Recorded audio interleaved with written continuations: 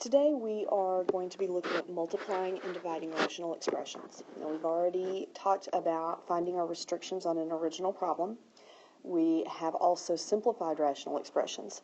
So the good thing to know here is that if you can multiply numbers and multiply variables, and you can simplify those rational expressions, then you can multiply and divide rational expressions. We're just going to put all of this stuff together. Now before we do, I want to remind you just the basics of multiplying two fractions. When we multiply, all we do is multiply straight across. Numerator times numerator and denominator times denominator. If we can simplify after we multiply, we do. 2 will go into 14 7 times, and 2 will go into 20 10 times. All right? Now, let me show you something very quickly, because some of you may prefer to do a different method. If you start with the same problem, you may realize in the beginning that 2 goes into 4 2 times. 2 goes into 2 once, 2 goes into 4 twice. Then you multiply. 1 times 7 is 7. And 5 times 2 is 10. It's the same answer. We just simplified in different places. Okay? Either way is all right, whatever you're the most comfortable with. So there are going to be 4 steps to simplifying or to multiplying and dividing our rational expressions. The first step, we always want to find our restrictions first. Okay, just like we did the other day when we learned what restrictions were, what is going to make the denominator equal to 0, because we can't have that. Step 2 is going to be simplify any terms you can. Now again, if you don't want to simplify here at the beginning, it's okay. You can do all your simplification at the end. Then we are going to multiply our numerators and multiply our denominators. That's step 3. And then step 4 is multiply anything left that can be simplified. So let's do an example. Alright, so our first example is going to be 8a times 11 over 12a. Now, anytime you have a whole number, I'm going to recommend that you go ahead and put a 1 underneath it, just so that you keep everything in terms of numerators and denominators. Now, we need to find our restrictions first. And I'm going to come over here. I'm always going to put my restrictions over here in red. Alright, so I have an a variable in the denominator right here. I don't have any variables in the denominator on this side. So what could we multiply 12 by to make it equal 0? Well, divide both sides by 12. A would equal 0. So A can't equal 0. That is my restriction. Okay? So there's my restriction. So let's go back to the problem. Step number 2, I'm going to go ahead and simplify any terms that I can. Well, I already see that I have an A on top and I have an A on bottom. Now you may be thinking, but I thought we couldn't cancel across like that. Since we are multiplying, not adding or subtracting, we can. Now, at this point, you may be going, yeah, that's all I see. So we're going to go ahead and go with that assumption. All right, and I'll show you here in a second what else you could have done. So we're going to do equals 8 times 11 is 88. 1 times 12 is 12. Now, both of these are even numbers, so I know at minimum I could divide a 2 into both of them. The reality is I can divide 4 into both of them.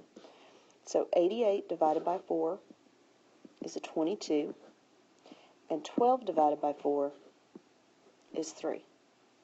And here's my answer. So here's my restriction, and here's my answer. And we've multiplied our first 2 rational expressions. Now, some of you may have noticed that you could have gone ahead and divided the 8 and the 12 by 4. If you had done that, you would have gotten a 2 here and a 3 here, and you would have ended up with the same answer as you did here. So again, it doesn't matter if you miss something simplifying in the original problem, it's all right as long as you simplify it in the final answer.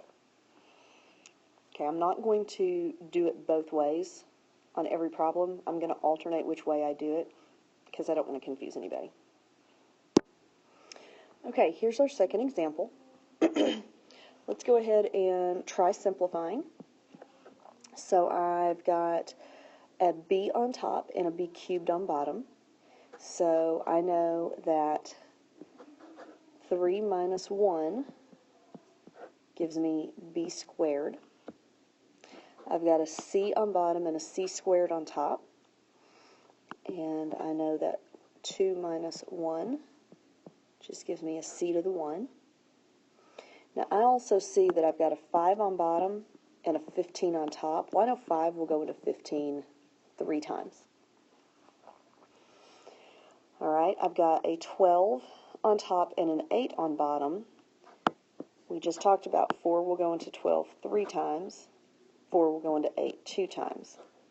So now let's multiply across. I have 3 times 3c equals 3c. And on the bottom, this whole thing, the 5c has become 1 because 5 went into 5 once and c went into c once. So 1 times 2b squared is 2b squared. And none of that will simplify any further. And I just realized we forgot to do our restrictions. Shame on us. So I'm going to rewrite the original problem again because it gets harder to see it with everything canceled out. It's very important that we remember to do that on the front end. Okay, we have a c in the denominator and a b cubed. So we need to do these one at a time. 5c equals 0, divide both sides by 5. C cannot equal 0. So C can't equal 0. And then I'm going to do the second one. 8b cubed equals 0. Divide both sides by 8. B cubed equals 0. Cubed root of 0 is still 0. So B also cannot equal 0. So here are my restrictions, and here is my answer. All right, let's do another one. All right, here's a third example. We're going to find our restrictions first. Now, we've got 9a times 11 over 12a. The 9a is a whole number, but since we're multiplying fractions, it may be helpful anytime you have a whole number to go ahead and put it over 1 so that you don't get your numerators and denominators confused. So at this point, we have got 1 as a denominator, and we have 12a as a denominator. Well, the 1 does not have a variable with it. Only the 12a does. So we're going to do 12a equals 0. So I'm going to divide both sides by 12. 0 divided by 12 is 0, so a cannot equal 0. That is my restriction. Okay. Now I'm going to reduce anything I can. I have an a up top and an a on bottom. I'm also noticing that I've got 9 on top and 12 on bottom. Now 3 will go into both of those. So 3 will go into 9 3 times. 3 will go into 12 4 times. So now I'm going to multiply straight across. 3 times 11 is 33. And 1 times 4 is 4. There's no a left. This is my final answer, and this is my restriction. Okay. Now don't worry if you don't notice what will reduce in the numbers. This is the last time I'm going to do it both ways, but if we had started out with the 9a over 1 times 11, my pen's not working very well, over 12a, and we notice that the a's will cancel out, but we don't notice anything about the numbers. Well, all that's going to happen is we're going to go 9 times 11 is 99, 1 times 12 is 12, And then I can reduce from here. 3 goes into 99 33 times. 3 goes into 12 4 times. And I still have the same answer. So whichever way you're the more comfortable, you can multiply everything first and then reduce, or you can reduce, multiply, and then reduce anything else if it needs to. All right, let's do another example. All right, so here we have 18b over 5c times 20c to the fifth over 8b to the fourth. So the first thing we're going to do is look at our restrictions. We have two denominators. The first one is 5c. We set it equal to 0. Divide both sides by 5. 0 divided by 5 is 0. So c cannot equal 0. And now I've got a second denominator with a different variable. So 8b to the fourth equals 0. Divide both sides by 8. b to the fourth equals 0 because 0 divided by 8 is 0. Now I am going to take the fourth root of both sides. The fourth root and the exponent of 4 cancel each other out, and the fourth root of 0 is 0. So b cannot equal 0. So we have two restrictions here. The c can't equal 0 and the b can't equal 0. So now we're going to look up here at our example. I have a b here on top. I also have b to the fourth on bottom. So b goes into b one time. B minus 1 leaves me with, 4 minus 1 leaves me with a b cubed. And again, we're just using our exponent rules here. I have c to the fifth up here on top,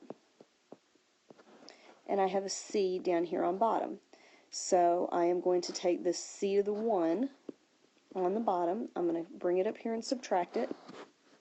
So I get c to the fourth up here on top.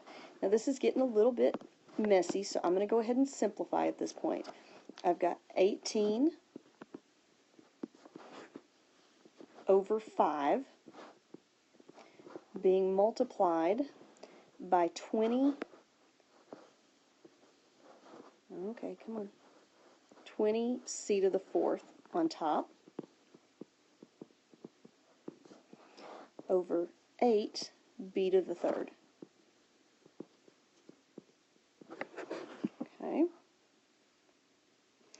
Now at this point, I notice that 5 will go into 20 evenly. 5 goes into 20 4 times. I've got an 8 and an 18. 2 will go into 8 4 times.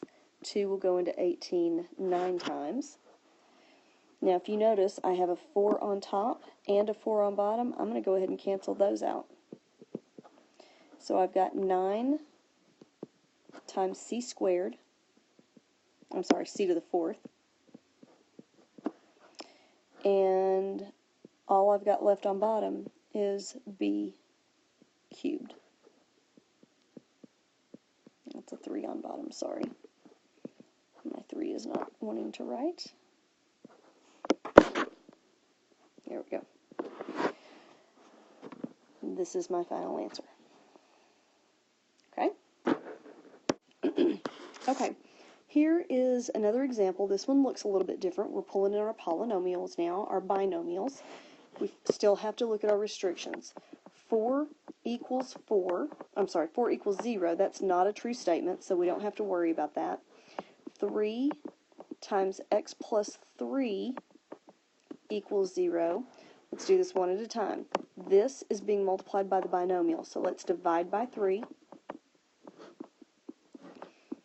X plus 3 equals 0 divided by 3 is 0. Now I still need to solve for x, so I'm going to subtract the 3 from both sides. X equals negative 3. This is my restriction. X cannot equal negative 3, and that's the only restriction I have for this particular problem. Now, as we look up here at the problem, I have an x plus 3 up here. Well, I also have an x plus 3 down here, so those can cancel. I also see I have a 3 here, and I have a 3 here. I can cancel those. So I am going to go ahead and multiply. This ends up just being an understood 1. So 1 times x minus 6 is x minus 6. Down here, all of this has become an understood 1. 4 times 1 is 4. And this is my final answer. There's nothing left that I can simplify. So here is my answer, and here is my restriction. We'll do one more. Okay, here's my next example. 28 minus 7b over b minus 4 times 1 over b plus 10. I have two different denominators, so I need to set each one of them equal to 0 and solve for the variable. I need to add 4 here to get the b by itself. So b equals positive 4. That's my first restriction. And then I need to do b plus 10 equal to 0 and solve for b. So I'm going to subtract 10 to get the b by itself. b equals negative 10. Here is my second restriction. So here I do have two different restrictions. Now I am going to go through my process. Now, I happen to notice there's nothing in common top and bottom at the moment, but I do see that here in this first numerator, I have a GCF of 7. So I'm going to go ahead and rewrite that. 28 divided by 7 is 4. 7 divided by 7 is 1b.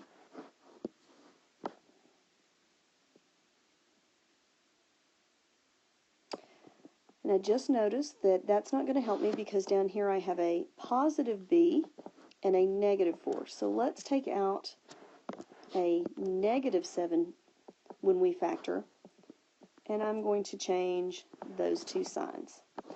Alright, so the only thing I adjusted there was instead of taking a positive 7 out of here, I took a negative 7. Okay, and let's go ahead, we're going to rewrite that. We're going to rewrite that as negative 7 over, or times b minus 4. I have changed the position of those. That is all over the denominator, b minus 4, times 1 over b plus 10. Alright, so here I am looking at my problem, and I notice that I've got a b minus 4 here and a b minus 4 there. That's all I see in common, so I'm going to multiply negative 7 times 1 to give me a negative 7, and this is an understood 1 here, so 1 times b plus 10 is b plus 10. So here's my answer, and there are my restrictions. This should be enough to get us started on multiplication, and the next video will be the division.